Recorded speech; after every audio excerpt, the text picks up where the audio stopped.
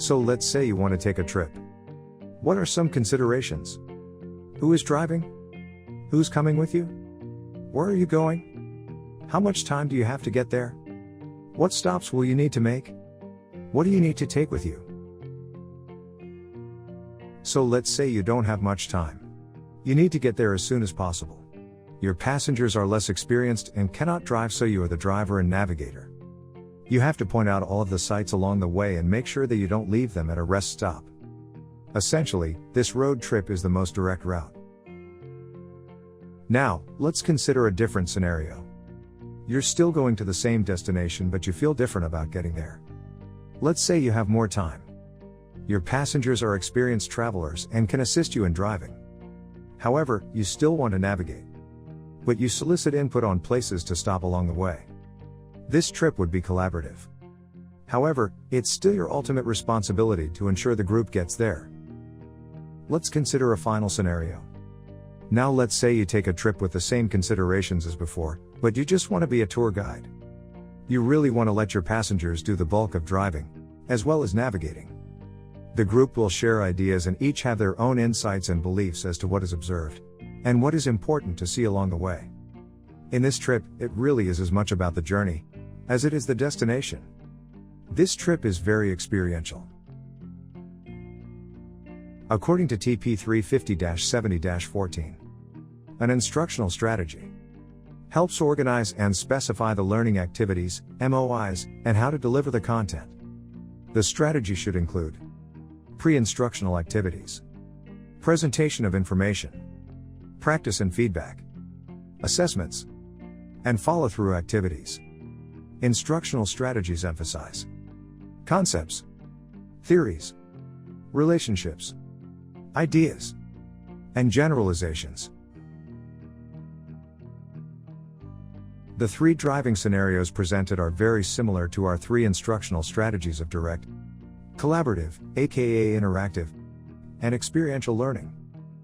It's important to remember, regardless of the selected strategy, they all seek the same final destination: the terminal learning objective. Instructional strategies achieve an overall goal of imparting knowledge using particular methods of instruction.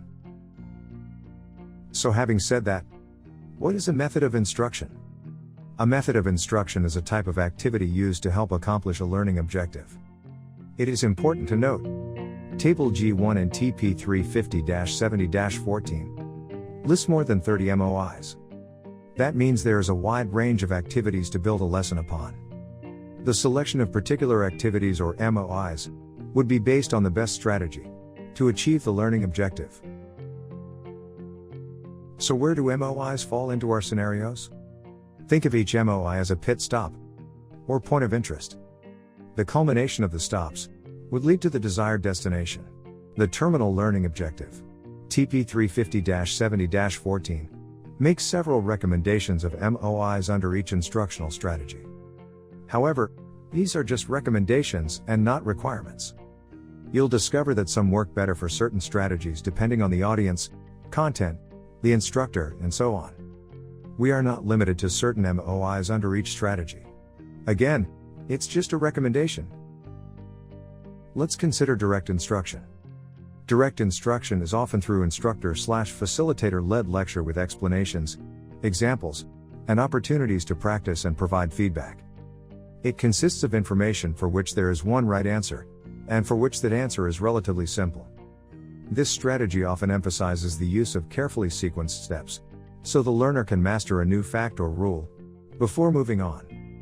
Therefore, there are several MOIs that align to this strategy. To keep it simple, let's say for our direct instruction, for most direct route, we are lecturing, then demonstrating, then we have a practical exercise for the students to complete. All of these actions serve to get the student to the destination, the TLO. So looking at our trip analogy, we plan out the most direct route. The MOIs align with the pit stops. Essentially, each pit stop is a point of interest captured in a learning step activity. Each of these stops would be a new learning step activity within our lesson, with the specified MOI explaining how to visit that particular point of interest. All of these are under the overall strategy of direct instruction because they are highly controlled by the instructor. Let's look at collaborative interactive instructional strategy. Collaborative interactive instruction relies heavily on interaction and sharing among participants. The success of the collaborative interactive instructional strategy and its many methods is primarily dependent upon the expertise of the instructor-facilitator, in structuring and developing the dynamics of the group.